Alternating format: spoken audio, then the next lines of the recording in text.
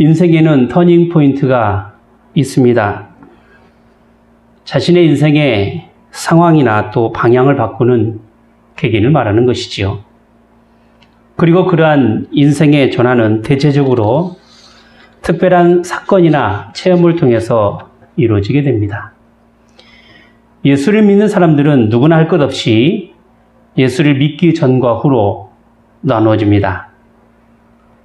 또 이렇게 나누어지는 인생의 터닝 포인트에는 여지없이 예수 그리스도와의 만남이 전제됩니다. 왜냐하면 예수를 믿는다는 것이 단순히 어떤 지식이나 감정에만 의지해서 되는 것이 아니라 매우 실질적이고 체험적이어야 하기 때문에 그렇습니다.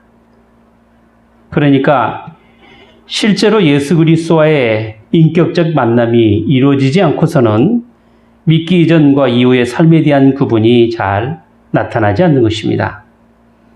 그래서 어떤 사람이 교회 참 열심히 다니면서도 삶에 대한 부분이 변하지 않는 것은 주님과의 만남을 이루는 일에 대한 분명한 구분이 없거나 아니면 제대로 된 만남을 갖지 않기 때문일 것입니다. 오늘의 이야기는 바울이 이스라엘 사람들 앞에서 자신이 믿고 있는 신앙의 이야기를 하면서 어떻게 자신의 인생이 변했는가에 대한 그 인생의 터닝 포인트에 대하여 진솔하게 이야기를 하고 있는 부분입니다. 우리식으로 이야기한다면 예수님을 만난 간증을 하는 것이지요. 자, 문제는 교회에서의 대부분의 간증은 참으로 교인들에게 은혜가 되지만 여기 본문에서 나타난 바울의 간증은 듣는 청중들에게 있어서 은혜가 된 것이 아니라 도리어 화가 나도록 만들었다라는 것입니다. 사도행전 22장 22절과 23절을 보겠습니다. 이 말하는 것까지 저희가 듣다가 소리질러 가로되 이런 놈은 세상에서 없이 하자 살려둘 자가 아니라 하여 떠들며 옷을 벗어던지고 티끌을 공중에 날리니 했습니다. 바울은 이러한 위협을 무릅쓰고 전한 내용은 그의 인생에 있어서 가장 소중한 분을 만나고 알게 된 변하지 않는 진리를 말하고자 함에 있었던 것입니다. 그래서 오늘부터 세 차례에 걸쳐서 바울이 예루살렘에서 자신의 신앙을 변론한 내용을 좀 알아보도록 하겠습니다. 우선 오늘 본문 사도행전 22장에서는 로마 군대인 영문 밖 계단 위에서 자신을 잡아 죽이려고 한 유대인과 또 예루살렘에 사는 백성들에게 한 연설이 나오는데 그것이 첫 번째고요. 그 다음 연설은 사도행전 23장으로 바울이 공회에 잡혀서 대제사장과 백성들 앞에서 한 연설이 그 두 번째고요. 마지막으로는 사도행전 24장에 나오는 말씀으로 닷새 후에 공회에 속한 대제사장을 비롯하여 장로들과 변사가 로마 총독인 벨릭스에게 고소한 일로 인하여 총독 앞에서 한 연설이 바로 세 번째입니다. 오늘의 이야기는 첫 번째 바울의 연설로서 로마 천부장에게 잡혀서 군부대로 들어가려다가 이스라엘 백성들 앞에서 히브리 말로 연설한 내용이 되겠습니다. 바울은 많은 믿음의 형제들의 만류에도 불구하고 예루살렘으로 가게 되었고 급기야 그를 시기하는 유대인들로부터 붙잡혀 매를 맞게 되었습니다. 하지만 로마 천부장의 빠른 조치로 인하여 매를 맞아 죽을 위기에서 벗어나게 되었고 사건의 전말을 알게 하여 군 부대로 들어가게 되었습니다. 이렇게 자신을 붙잡은 천부장에게 자신의 신분을 밝히고 허락을 얻은 후 히브리 말로 그곳에 있는 예루살렘 백성들을 향한 연설을 하게 되었습니다.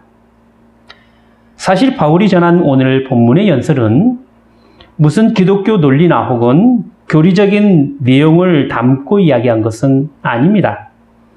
순전히 자신이 어떻게 복음을 접했는지를 과거를 회상하면서 진솔하게 이야기를 하는 내용이 되겠습니다. 바울의 연설은 크게 세 부분으로 나눌 수 있습니다. 첫째는 예수를 만나기 전에 자신의 모습을 2절부터 5절까지 이야기하고 있고요. 또 둘째는 예수를 어떻게 만났는가에 대한 부분을 5절부터 16절까지 설명하고 있습니다. 그리고 셋째는 예수를 만나고 난 후에 자신이 어떤 삶을 살아야 하는지에 대한 부분으로서 17절부터 21절까지 나와 있습니다.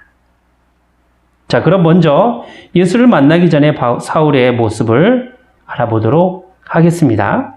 3절부터 5절 앞부분까지 읽겠습니다. 나는 유대인으로 길리기아 다소에서 났고 이 성에서 자라 가말리엘이 문화에서 우리 조상들의 율법에 엄한 교훈을 받았고 오늘 너희의 모든 사람처럼 하나님께 대하여 열심하는 자라. 내가 이 돌을 핍박하여 사람들을 죽이기까지 하고 남녀를 결박하여 옥에 넘겨두니 이에 대제사장과 모든 장로들이 내 증인이라. 바울의 출신으로 볼 때 유대인의 입장으로는 어디 하나 흠 잡을 데가 없이 완벽한 유대인입니다. 바울이 유대교 대학자인 가말리엘을 스승으로 두고 율법을 배웠다면 지금으로 말하자면 명문대 출신이라는 자부심이 있는 것이죠. 참고로 가말리엘은 율법을 가르치며 모든 백성에게 존경을 받는 학자입니다. 성경에서는 사도행전 5장에 잠깐 언급하고 있지요. 그는 복음을 전하는 사도를 잡아 죽이려고 많은 유대인들이 노력할 때 사도행전 5장 39절에 너희가 하나님께로 났으면 너희가 저희를 무너뜨릴 수 없겠고 도리어 하나님을 대적하는 자가 된다라는 그 지혜로운 말로 사도들을 죽음의 위기에서 벗어나게 한 관용의 사람입니다. 그리고 바울은 자신이 그로부터 배운 그 율법에 따라 하나님 앞에서의 삶을 열심 있게 살았던 사람이라고 소개하고 있는 것입니다. 문제는요, 그 열심이 있다는 것이 무엇이냐면 지금 유대인이 자신을 죽이려는 그 열심으로 자신도 옛적에 예수를 믿는 사람들을 죽이러 다녔다라는 것입니다. 어쩌면 가말리엘 스승과 좀 다른 열심이 있었던 당시 사울의 모습이었는데요. 그것은 관용을 베푸는 것이 아니라 율법의 열심으로 사람을 죽이려 다녔다라는 것입니다.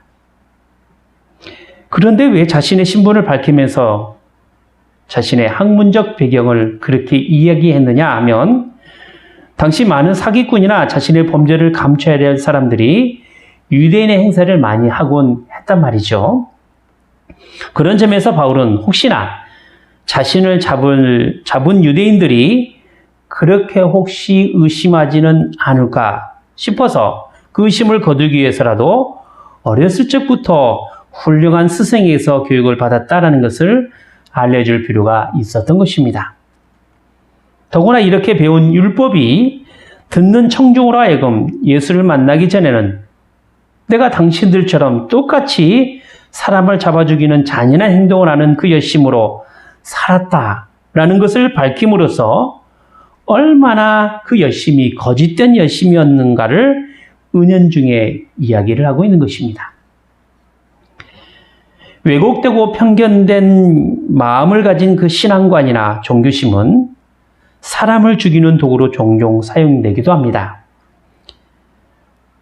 내가 믿는 것이 아닌 다른 종파를 미워하고 없인 여기는 것은 마치 유대인처럼 율법이 사람을 살리는 것이 아니라 얽매이고 죽이는 것으로 그 의미 부여를 하기 때문에 그렇습니다. 예수를 믿지 않거나 우리가 다른 신앙관이나 종교심을 갖는 사람들을 향한 우리의 모습은 그들에게 향한 미움을 갖는 것이 아니라 오히려 불쌍히 여겨야 될 대상이요 구원을 받아야 할 사람들인 것입니다. 우리가 가져야 할 신앙의 모습은 자신에게는 엄격하고 타인에게는 너그러운 사람이어야 합니다. 이러한 외유내강의 모습은 진리를 보수하고 확립하며 전파하는 것에서는 확고해야 하겠지만 삶으로 보여주는 관용 또한 우리에게는 없어서는 안 될 필요한 덕스러움이 되는 것입니다. 여러분, 이해와 용서라는 것은 진리를 전파해야 되고 진리를 지켜야 하는 또 다른 모습이 되기도 합니다. 여기에는 베풀어야 할 사랑이 있습니다. 그리고 구원이 있습니다. 하나님께서 이스라엘 백성들에게 향하여 십계명을 주실 때 단순히 너 이거 지키면 살고 너 이거 지키지 않으면 죽는다라는 식의 논리로 십계명을 주신 것이 절대 아닙니다. 그들을 먼저 애굽에서 구원하시고 그 다음에 과연 어떻게 살아가야 할 것인가에 대한 행동 지침으로서 주신 것이 바로 하나님의 계명인 것이죠. 그러므로 하나님께서 주신 율법의 정신은 먼저 구원하신 그 사랑의 마음에 있는 것입니다. 예수 그리스도를 통하여 죄인을 먼저 용서하시고 사랑하신 그 사랑으로 지금 우리가 이 자리에 있는 것입니다. 그러므로 우리가 율법을 대할 때 자꾸 자의적이고 문자적인 해석에 치우쳐서 자칫 하나님께서 베풀어 주신 사랑과 구원을 절대 잊어버려서는 안 될 것입니다. 율법의 엄한 교육을 받았던 바울이 가진 잘못된 그 법 해석은 사람을 잡아 가두고 죽이는 도구로 사용되었습니다. 그리고 이러한 사울의 삶은 예루살렘에 있는 대제사장과 모든 장로들이 증인이 될 만큼 분명하고도 확실한 하나님께 향한 열심이었던 것입니다. 하지만 주님께서는 그러한 사울을 만나셨습니다. 그를 변화시킨 것은 주님과의 만남을 통해서입니다. 다메섹 도상에서 만난 주님께서 바울에게 하신 말씀이 무엇이었습니까? 사울아 사울아 내가 왜 나를 핍박하느냐, 그 말씀이죠. 예수님과 일명씩도 없는 사울에게 있어서 예수님의 말씀은 핍박의 대상이 단순히 자신의 종교심에 의지해서 잡아 가두고 죽이는 그 사람이 아니라 지금 자신을 무릎 꿇게 만든 주님이었던 것입니다. 빛으로 오시고 말씀으로 찾아오신 주님께서 지금 사울의 생각과 삶을 송두리째 뒤집어 놓으신 것입니다. 사울이 다메섹으로 가는 목적이 무엇입니까? 예루살렘에서 도망간 그 그리스도인들을 잡으려 가는 거 아니었습니까? 말하자면 기독교를 핍박하고 없애기 위해서 간 것이지요. 그런데 예수님께서 그런 사울에게 찾아와 사울이 지금 하는 일이 바로 자신을 핍박하는 일임을 밝히고 있는 것입니다. 머리가 되시는 그리스도와 그의 몸인 교회가 하나의 지체로서 교회된 성도를 핍박하는 것이 곧 예수님 자신을 핍박하는 것과 같음을 말씀하신 것입니다. 주님을 만나고 난 후 사울은 자신이 지금 해야 할 일에 대한 성격, 즉 그리스도인을 핍박하는 그 일이 영광스러운 모습으로 사울에게 나타나 말씀하시는 그 예수를 핍박하는 일임을 분명히 알게 된 것입니다. 그동안 자신이 행한 일과 그토록 유대교를 신봉하면서 기독교를 핍박했던 그 일이 예수를 만나고 난 후에 한순간에 무너져 버린 것입니다. 그것은 자신이 다메섹까지 가서 그리스도인들을 결박하고 잡아와야 할 그 명분이 사라지게 된 것과 같습니다.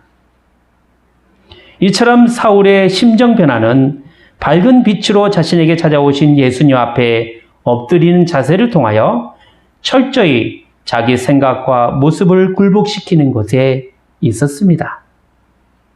이제 사울은 자신이 무엇을 할 것인가에 대한 진지한 물음을 예수님께 물어보게 됩니다. 10절 앞부분에 나와 있죠. 내가 가로되 주여 무엇을 하리이까? 사울이 당장 해야 할 일을 주님께서 가르치셨습니다. 10절 뒷부분이죠. 일어나 다메섹으로 들어가라. 정한 바 너의 모든 행할 것을 거기서 누가 이르리라. 여러분, 가야 할 장소가 달라진 건 아닙니다. 거기는 다메섹입니다.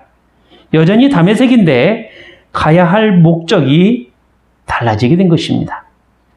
그리고 그 달라진 목적을 위하여 함께 일할 아나니아라는 일꾼을 붙여주시고 그 일에 사울을 충성된 사람으로 주님께서 사용하시는 것입니다. 주님께서 사울에게 맡긴 충성된 일이 무엇입니까? 21절에 그 내용이 나와 있죠. 나더러 또 이르시되 떠나가라. 내가 너를 멀리 이방인에게로 보내리라 하셨느니라. 사울을 이방인의 사도로 부르시고 사용하시겠다는 그 주님의 뜻은 사울을 다메섹 도상에서 만남으로써 이루어지게 된 것입니다. 바울이 유대인을 향하여 주님을 만나 회개하고 인생의 변곡점을 이루었던 그 다메섹 사건을 지금 언급한 것은 그동안 자신을 되돌아보면서 삶을 변화시킨 것이 예수 그리스도와의 만남 때문임을 고백한 것이라고 말할 수 있을 것입니다. 그리고 그로 말미암아 나타난 인생이 어둠에서 밝은 빛의 세계로 인도되고 있음을 사울이 다메섹 도상에서 눈이 잠시 멀었던 상황에서 눈이 떠진 것으로 표현하고 있는 것입니다. 13절을 볼게요. 형제 사울아 다시 보라 하거늘 즉시 그를 쳐다보았노라. 눈이 떠졌습니다. 보지 못하는 것으로부터 보게 된다라는 것은 인생에 있어서 큰 변화임에는 틀림이 없습니다. 그래서 성경에 보면 앞을 보지 못하는 사람이 보게 되는 경우가 많이 등장합니다. 그건 예수님의 놀라운 기적이지요. 여리고에서의 거지 바디메오도 앞을 보지 못했습니다. 실로암에서의 기적이나 성전 문 밖에서 구걸하던 사람이 앞을 보게 되었고 또 그들이 한결같이 나면서부터 앞을 보지 못하였다는 것은 주님의 놀라운 기적으로 그의 인생이 완전히 변했다라는 것을 보여주는 실예가 된 것이지요. 바울에게 주님의 이름으로 세례를 받고 죄를 씻으라 한 후에 바울이 예루살렘 성전에 가서 주님께 향한 고백이 있습니다. 19절부터 20절 말씀을 볼게요. 내가 말하기를 주여 내가 주 믿는 사람들을 가두고 또 각 회당에서 때리고 또 주의 증인 스데반의 피를 흘릴 적에 내가 곁에 서서 찬성하고 그 죽이는 사람들의 옷을 지킨지를 저희도 아나이다. 실로 주님의 부르심에 따라 주님의 증인으로서의 삶을 살아가기에 합당치 않는 자신의 모습을 고백한 것입니다. 사실 바울이 예루살렘에서 이러한 고백을 한 것은 그가 다메섹에서 예수님을 만난 후 아라비아로 갔다가 다시 예루살렘에 오기까지 한 3년의 지난 기간입니다. 얼마나 주님 앞에 많은 죄를 저지르고 살았는가에 대한 그의 고백은 하나님 앞에 한없이 부끄럽고 자격조차 없는 죄인임을 스스로 밝힌 것입니다. 그것도 하나님께 향한 그 열심으로 착각하고 살았으니 어쩌면 나 같은 죄인까지도 사랑하시고 부르셨는가에 대한 근본적인 질문을 안 할 수가 없었던 것입니다. 사실 바울은 주님을 만난 이후에 그리 평탄한 삶을 살았던 건 분명 아닙니다. 아니 오히려 주를 위하여 핍박을 받고 죽을 위기를 몇 번이나 넘기는 그야말로 계속되는 어려움의 순간순간이었습니다. 이 세상의 기준으로 보자면요. 돈도 나오지도 않고 명예도 없는 그저 고난을 자처한 어리석고 미련한 사람이 바로 바울이었던 것입니다. 하지만 바울에게는 주님을 만난 이후에 더 이상 자신의 삶이 어리석고 미련한 것이 아니었습니다. 오히려 전도에 미련한 것으로 믿는 자들을 구원하는 일에 기뻐했던 바울이었습니다. 특별히 바울은 이방인을 향한 그 복음의 사역자로 하나님 앞에 쓰임받을 수 있음에 늘 감사했습니다. 실제로 바울은 예루살렘에서 복음의 사역자로 활동하기에는 사실 어려웠었습니다. 왜냐하면 유대인에게는 유대교의 변절자로 낙인이 찍혔고 또 기독교인에게는 이전에 핍박자로 인식이 되어 있었기 때문에 그렇습니다. 그래서 주님께서는 바울을 향해서 가라, 이방인의 사도로 그를 사용하셨던 것입니다. 찬송가에 있죠. 지금까지 지내온 것 다 주님의 은혜라. 주께서 베풀어 주신 그 사랑이었음을 새삼스럽게 깨닫고 그렇게 살아가는 사람은 주로 평탄한 삶을 살아간 사람보다 인생의 역경 속에서 어떻게 하든지 간에 주님의 은혜를 붙잡고 살아온 사람들의 고백이 됩니다. 죄가 많은 곳에 주님의 은혜가 많다, 풍성하다 라고 말하는 것에는 죄를 많이 지으라는 이야기가 분명히 아닙니다.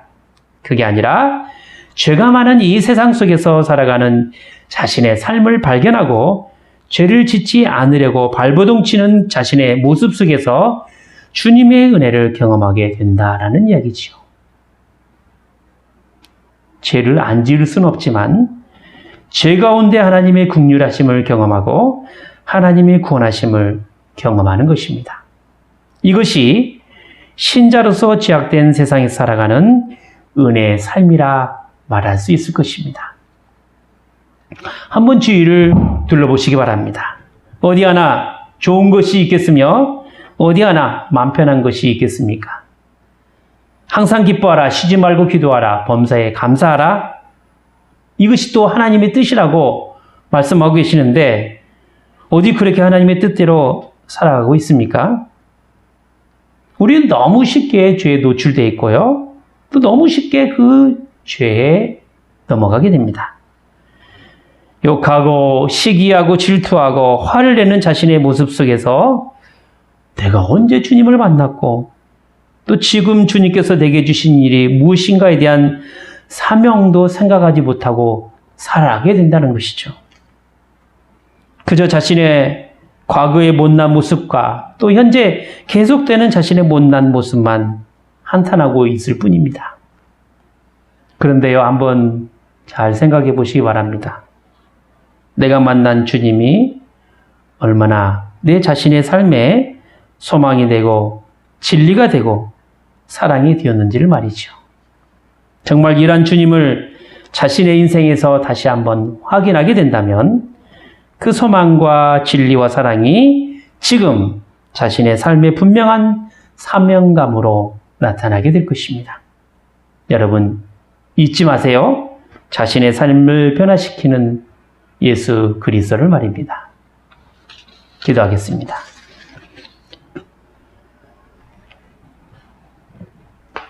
거룩하신 하나님 아버지, 저희 믿음의 대상이요 내용이신 주님 앞에서의 삶이란 결코 만만치 않게 세상 것과 부딪히는 삶이 없나이다. 하온데 그것은 저희의 믿음 문제가 아니라 세상이 저희 믿음을 미워하기 때문이 없나이다. 이제 깨닫는 것은 저희가 당하는 이 고난과 역경은 오히려 저희의 믿음이 세상 앞에서 더욱 분명하기 때문임을 알아사옵나이다. 하오니 이 믿음 변치 않도록 끝까지 책임져 주시며 이것이 저희의 자랑이 되고 저희의 감사가 될 수 있도록 인도하여 주시옵소서. 하늘의 소망과 주님의 말씀에 따른 그 진리와 또 베풀어 주시는 놀라운 하나님의 사랑이 앞으로 저희가 주님으로부터 받아야 할 사명으로 분명하게 나타나게 하여 주시옵소서. 그래서 지금 저에게 주신 그 사명을 또 발견하게 해주시고 이 세상에 살 동안에 주님 주신 그 사명으로 기뻐하고 즐거워하고 감사하며 살아갈 수 있는 저희가 되게 하여 주시옵소서. 주 예수 그리스도의 이름으로 기도하옵나이다. 아멘.